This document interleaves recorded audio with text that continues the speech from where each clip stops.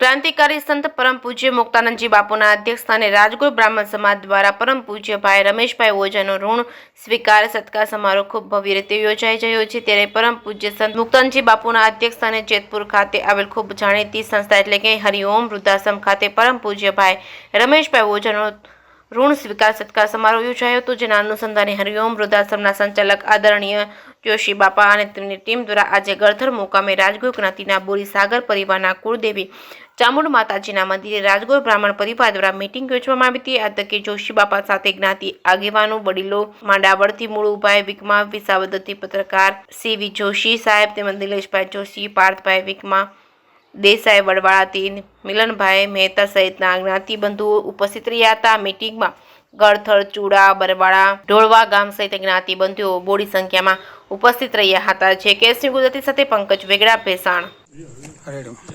સૌને અમારા મહાદેવ।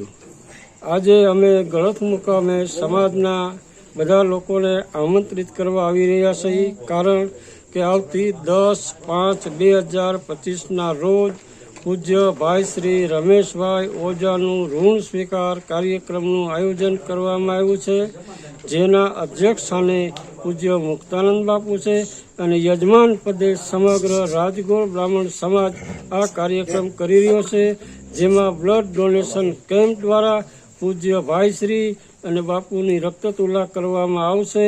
તો આ કાર્યક્રમની અંદર ભાઈઓ બહેનો અને જ્ઞાતિજનો બોડી સંખ્યામાં ઉપસ્થિત રહેવા અમારું આમંત્રણ છે।